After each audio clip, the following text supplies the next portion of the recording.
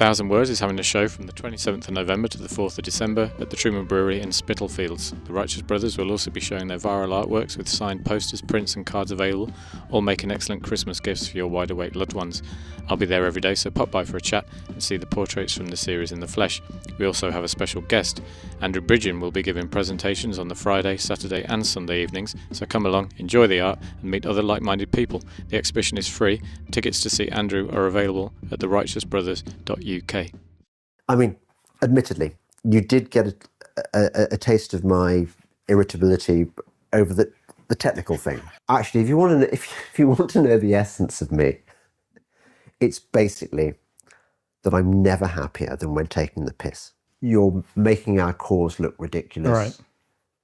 And I go, well, if Paul is dead, then there's really no point trying to pretend he's not. I think I was like a kind of, like a sleeper agent. Yeah. I didn't know it. I think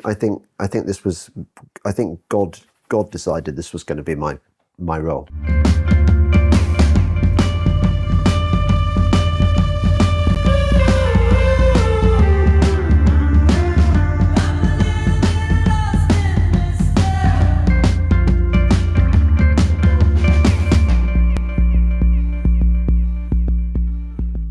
Funny, isn't it, how life, the things that we do in life, the elaborate things that we do. Well, it's funny we were having that conversation. Unfortunately, it's not what I want. It doesn't make me happy. What, sitting here while we're fiddling with technology? Yeah, it really. I mean, I don't want to be a difficult customer, but if you want to get the best out of me, it's really not a good way of. Sorry. I've kind of had enough already. Yeah. Is what I'm thinking. Yeah. Start. All right. So we were just talking off camera a little bit when we first met at Hope. Yeah. Not that you'd remember, but I remember meeting you and your brother. And that was Hope Festival back in 2021, I think, maybe 2022. It feels like another age. Yeah, it does, doesn't it? The amount of growth, I suppose, that we could say that we've all gone through in different ways. Yeah. Well, it was like starting at a new school, and these are the people these are your classmates and the people in your house, and you're going to have to get to know them. These are your new set of friends. Yeah. And I think for a lot of us, it was very unexpected. A lot of us were new to all this. Until not long before that, I'd been a normie to all intents and purposes. Yeah. I wouldn't have understood what you meant by the term normie, because I thought I was pretty. I mean, I wasn't afraid to even at that stage, to destroy my conventional career by speaking out about things like climate change. Yeah. So that was like. Oh, I was definitely 10, ahead 15 of. I was definitely ahead of the before. game. I mean, I just done a podcast with my friend Dominic Frisby.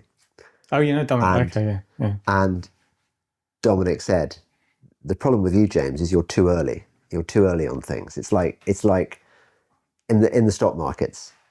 It's being too early is not good. Knowing a stock is going to shoot up or collapse is no use if you get your timing wrong. Yeah. And other scenarios as well where it's not very useful as well. But we can talk about that later. Yeah. But yeah, so it wasn't as though I was unaware that the establishment, the conventional world, is not to be trusted. Mm-hmm.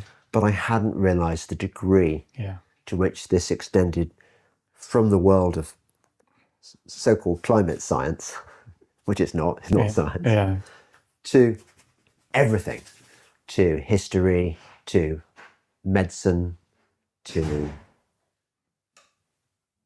everything. Yeah. That was a thing that hadn't realised.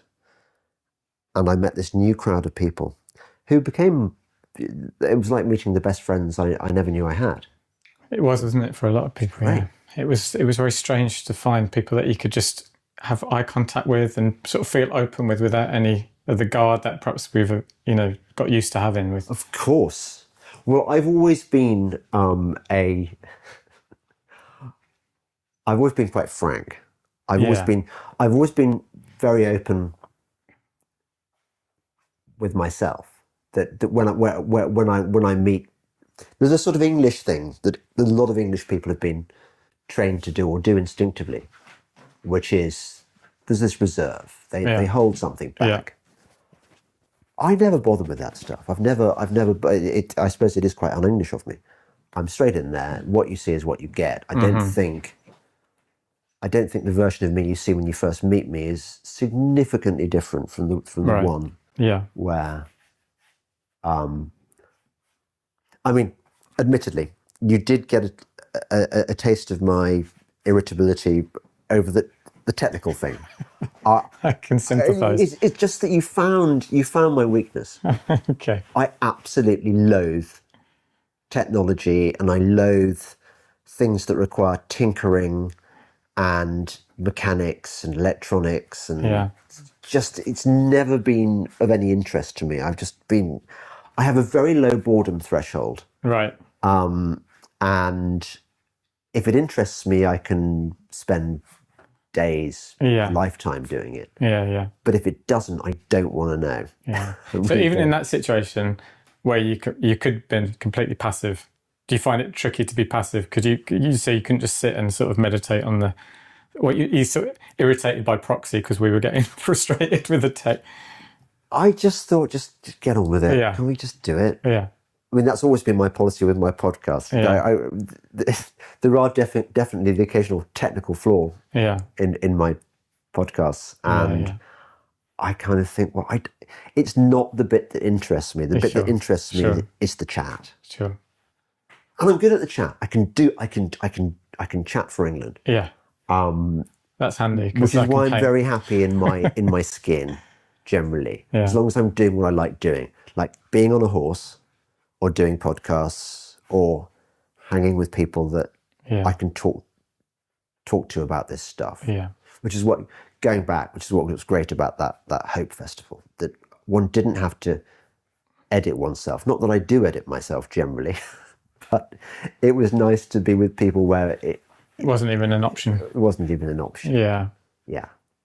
Yeah, because I think we do, even, however comfortable we are with expressing our opinions about things, you do it for the sake of progress. In a way, one sort of tempers the approach, or you change your approach according to what battle you're fighting to some extent. So you don't just bludgeon in with someone who's completely oblivious to the agenda with some far out. You have to judge it, don't you, to some extent? It is the curse of anyone who is awake, that you have to approach every encounter as if you're entering hostile territory. Like this. Yeah. You have to be a bit sensitive. Yeah. Yeah, you're right. I mean, even I love sort of shocking people with my outrageous opinions. Yeah. And I like getting. Actually, if you want to know the essence of me, it's basically that I'm never happier than when taking the piss. Okay. And my parents are the same. It's very, very bizarre. And maybe it's a Midlands thing, I don't know. But my mother is a piss taker. My father is a piss taker. I live in a family of piss takers. Yeah. So it was kind of inevitable that I was going to do something which ended up me taking the piss. But what I didn't realize was that I wasn't going to be doing it on just a kind of individual level. I was going to be taking the piss of the whole world, of the paradigm. Yeah. Yeah. I mean, that's what's been brilliant about these times for me, discovering that the entire paradigm, everything that most people think about the world to be true, is bollocks. And I can now say, it's bollocks. I can be the little boy who says the emperor's wearing no clothes, which has always been what I've enjoyed doing. Yeah. Do you think there's a danger at times for us to perhaps fall for what I might call the second matrix kind of ideas, because we're sort of so enamored with this idea of throwing a grenade into the established kind of, that we sometimes fall prey to not being perhaps as cautious in terms of defining the... Nah, I don't think so. No. But maybe that's your problem. I don't think I consider I'm on a journey, and I just want to find out what's true and what's not true. Yeah. And that's easier said than done. I'm very happy to change my opinions with new evidence.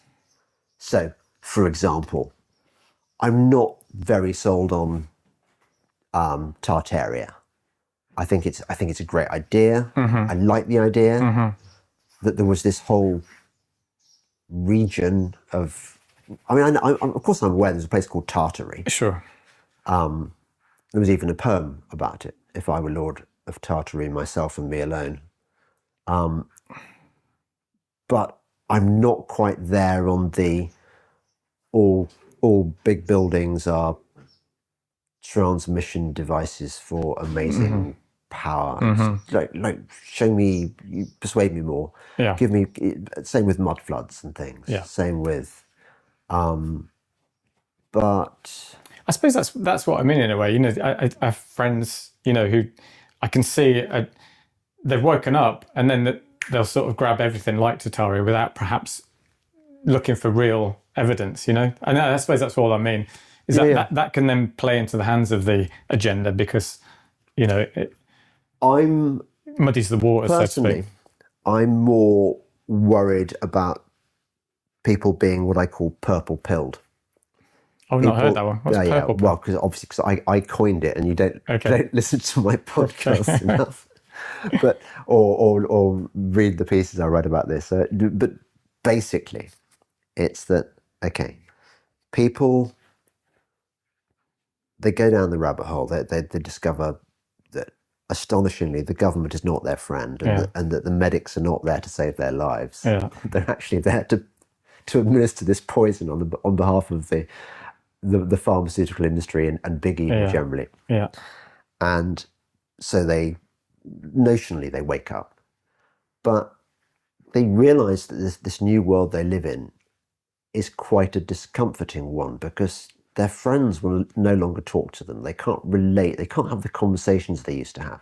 They can barely read the newspapers anymore. Yeah. And they find it uncomfortable, and they want to re-establish a link, to have a connection with the old world as a kind of comfort blanket, to show that they're not as isolated as they feel. And I think that's a bigger mistake, because what they do is they then say, well, they start appointing themselves gatekeepers of which narratives are true and which are untrue. Right. So they say, look, it's perfectly acceptable to question the safety and the efficacy of the vaccine, but when you talk about Paul is dead, say, or outlandish conspiracies like that, you're making our cause look ridiculous. Right. And I go, well, if Paul is dead, then there's really no point trying to pretend he's not. It's just you're actually doing the cause a disservice, because ultimately our only watchword should be the truth. We're on a mission to find out the truth. Yeah. The truth is holy. The truth is an expression of God. And if we start making excuses as to why this or that area should remain beyond inquiry, then I think we're doing ourselves a disservice. In fact, we're creating our own it's a form of self-censorship. Censorship, yeah. And I've never been into that. Yeah. Yeah, I definitely agree that truth is holy. Yeah, and there shouldn't be anything that we can't question. I mean, that's, say with the Holocaust, I always used to say, if you're sent to prison for questioning something, that's the thing you should be questioning. Well, I think so. Yeah. I'm not saying, I'm not saying one way or the other conclusion wise, but if something is illegal to question, that raises a red flag. Well, I think I can't remember whether it was, I called it Delingpole's first law or Delingpole's second law, because I'm quite sort of sketchy about these phrases. Like I invent them and then I forget about them or forget the context. But one thing I've definitely discovered is the more that the culture insists on something being true, and the more it's kind of, it's forced on our consciousness, the less likely it is to be true, the more likely it is to be done. So, for example, everyone knows what happened to the Titanic. There was even a film made about it called A Night to Remember. Like, they didn't want you to forget any more than they wanted you to forget the 5th of November. Remember the 5th of November. Yeah. And it seems to me that all the big historical events that we're told about us and we're invited to feel strongly about are fake in some way. Or at least the version of events you're being sold is false. So you think about the epochal events in our lives, the ones that everyone knows. Apparently, everyone can remember where they were when they heard the news that Kennedy was shot. So you think the alert signal should be going off. Yeah, it's bollocks. Then it's bollocks. Moon landings. When I was a little boy, I encouraged my father to get his petrol from Shell garages, because Shell had this special display thing with these coins, these moon landing coins. Oh, okay. And I wanted the full set of the moon landing coins. Well, why was Shell doing that? Well, obviously, the lying system wants to reinforce the narrative. So everyone's in on it at a certain level, whether it's the oil companies and obviously the movie industry, the TV. They're all part of the. But you could argue that if, let's say it was genuine, then wouldn't a big company want to get in on the act anyway, regardless of whether it was fake or not? One thing that's really clear to me is that establishing health sovereignty is vital. One company that I regularly buy from is Ape Nutrition. Josh and Izzy are passionate about providing nutrition that may be missing from our modern diets. Inspired by traditional eating, they provide grass-fed and organic nose-to-tail supplementation, organ meats, colostrum and collagen, as well as a wonderful range of mushroom powders and tinctures. Help support a great independent company and see if it gives you some added mojo. Explore their range of excellent products at apenutrition.co.uk. Yeah. Well, I think that's one of the ways that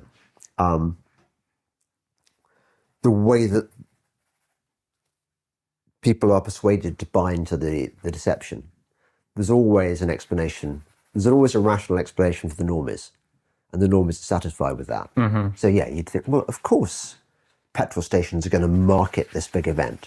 Of course they are, and of course, in this case, it wouldn't require, say, whoever was head of Shell at the time to. No. I suppose what I'm saying is that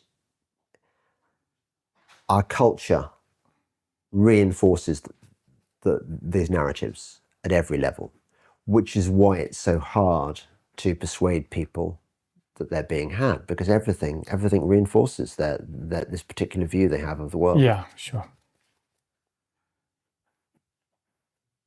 Yeah, I don't think there's any question that the main thrust of society is acceptance of conventional wisdom.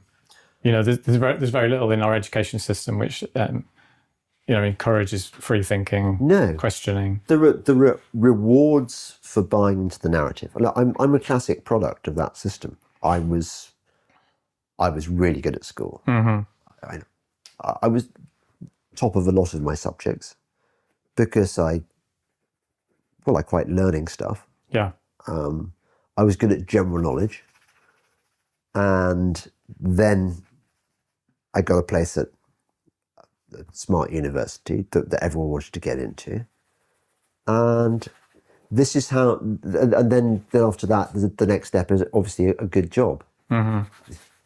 Get in banking or whatever. No, I'm sure that most of my Oxford contemporaries are earning way more than me because they've been given a place as, it's a bit like the Babylonian court, say. So you've got presumably the Babylonian royal family, but just below that you've got the administrators, the people who've been selected. Yeah. They've gone through the process. So that's your reward when you learn your stuff and you accept the narrative. They will pay you, and if you don't, then you get ostracized and isolated, and punished financially, and punished in terms of in all sorts of ways that everyone who's awake has experienced. That you can no longer. You're no longer part of the general discourse. Yeah. You're an outsider. So you mentioned your childhood or your upbringing in school. It's come up quite a bit, and the whole idea of class. You've written about class, haven't you? Yeah. Not class. Well, but classes. I don't know. I don't know what this thing class is that you talk. Yeah, about. I thought it might throw you a bit. It shocked me. Do people speak in this way? I believe so, in the provinces. Yeah. But I think it's still a fascinating topic because it's particularly in England, I think. But it does also relate to the structure of the agenda. So for example, your upbringing is more. You had more of an you will have had more of an insight into, and had a closer connection to some of the people who might be. So what, to the Illuminati? Yeah. But People who are basically close to the top of the pyramid. Let's put it that way. My Illuminati adjacent upbringing. Yeah, I'm clocking all the books in. I find it absolutely hilarious. Because I mean, nobody who's posh would think of me as posh. I'm common, really, common as much. In as much as my family is industrialist stock rather than landed gentry. I definitely had, relative to most of the population, I had a privileged upbringing. I mean, we had nice family holidays, and I was educated privately, and the Oxford thing was, I totally deserved for being clever. I mean, I worked for that. Even then, it was not guaranteed that you'd get in, and I think they made a big mistake in letting me in, because basically they let in somebody who was going to betray the system. Right. They wanted me to be one of them, and instead I think I was like a kind of like a sleeper agent. I didn't know it. I think this was. I think God decided this was going to be my role. Yeah. But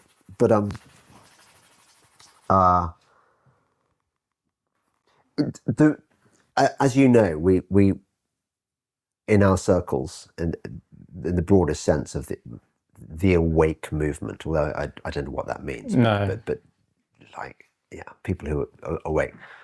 You'll get these characters who say, "Oh yeah, James Delingpole's like he's a controlled opposition." Or you get that with literally anyone, though. Yeah, literally anyone. Oh, totally. But and you find different reasons for doing so, and the one they use with me is, well, he's just like so establishment, and he was friends with two future prime ministers. I wasn't alluding to that, but No, Yeah, go on. I find it quite amusing. Right. I wasn't really Yeah. trying to defend myself from a point you weren't making. Yeah. It was more that it's quite interesting, isn't it, that the people who are awake, they come from all classes and backgrounds. There's Totally. not a Totally, yeah. and I think that we're all bringing different things to the party. So what I'm bringing to the party into Alia is that I had an inside view of well, the lives and behaviour of people who would go on to become these high tier administrators in the Babylonian court. Yeah. Presumably, in fact, I must have met people who are actual Illuminati. Although, how would you know? I mean, I'm still trying to work out how it works, but I suspect that it has something to do with split personalities. So you, for example, could be member of the Illuminati, and one of your personalities is Jake Fern, artist, and then because you've been buggered at the right age by your controllers, you've got this. The trauma has created these multiple personalities, and your Jake Fern personality is just like amiable and good at painting and stuff, but then you've got this other one which comes out when you're sacrificing your children or whatever to Satan. I think that's how it works. You do? Yeah. Interesting. Okay. So you wouldn't know. So it's like I used to do interview movie stars and pop stars and things. And I remember doing an interview with Tom Hanks once. Oh, okay. And thinking he's one of the nicest blokes I'd ever met. Yeah, He's just so charming. And but you have to remember, Tom Hanks is an actor. He's many things besides that, but he's an actor. And so you can't tell. I think you have to be. I think your default position has to be suspicious. Like, who do I trust? I trust my brothers and sisters. Maybe a few others, but just always opens to the possibility that Dick's a sleeper agent. Yeah, well, Dick sometimes thinks wrong things on things, and I have to put him right. Okay. I think Dick probably is not a sleeper agent. Right. Yeah, when I was trying to sort of understand what was going on, it was the psychology that interested me more than necessarily the Mechanics. the mechanics, the details of that. And that's when I started to get this sense of what that world and how other that world is. It's interesting, yeah. It's really good that Bob has corroborated what I'm about to say, which is that I spent, 25 years working in the mainstream media. And I did occasionally appeared on the BBC. Yeah. I made a documentary once for Channel 4. I was columnist on the Times, the Telegraph. There wasn't a moment when I thought, hang on a second, I'm part of an evil lie machine. There just wasn't. I was just getting on and doing my thing. And I think people find that hard to believe. They think, well, you must have known. Well, why? I mean, I suppose I was aware that some of my feature ideas would get shot down, i.e. not used. Yeah. But some of my ideas, actually, I tended not to think up my own ideas because it's easier when your editors give you an idea. you know you haven't got to sell it to them. Right. So, yeah. but that said, I would never write a piece that I didn't agree with already. Yeah. So it wasn't like I was being coerced into having opinions in order to earn my living. But again, that in a way is how the system works. They have designated edgy right-wing contrarian characters and designated left-wing. Yeah. They've got Owen Jones on Yeah. standby, and they've got all those Guardian people that we mock. And I don't think a lot of them are aware that they are these Punch and Judy characters. They're just they think that they're autonomous and that they have their own opinions. Yeah, sure. I think they'd have to pull it off. You know, this idea that they're all aware and conscious of their role in it just, to me, seems absurd. Yeah. It's a very clever system, which is why it has endured for so long. Yeah. To see parts 2 and 3 of this interview with James Delingpole, as well as the final painting, and support UK Column's vital work, head over to their website and sign up for a monthly subscription. Good eats and good weed, basically. Yeah. And it's what I wanted at the time. Yeah. And these things they have to do involve moral compromises. They got so into the occult stuff that I think really bad shit started happening to them. And I so bought into it at the time, and now I think, yeah, but it's all bollocks. They didn't even write their stuff. And I thought, well, it's going to be great. We're going to go on stage, and he's going to explain it all to me. And right. But he couldn't. Oh, what are your opinions on Flat Earth? Oh, I think that is a psyop. That's my opinion. Yeah, and I get called a NASA shill, you know, like. So no, I'd call you a globetard. Yeah, of course you would. Yeah, as I've been called many times. Yeah. A favourable gloss you're putting on what is essentially a form of gatekeeping, because by saying beneficial, you're making a value judgment. For me. Yeah, well, that is a value judgment. Yeah, but for me, that's how I see it. Yeah. So I mean, I don't care what anyone does. That is a form of gatekeeping. I don't have the authority to gatekeep anyone. You don't. No, it's true. But so if people want to take my opinion as some kind of authority, then that's their problem. James. Yes. Here's a. Yes. Show me. Now, what I need to do is. Okay. Oh, it looks very much like me. Oh, it does. Although there was worrying elements of Prince. What's he called? I don't know. Prince.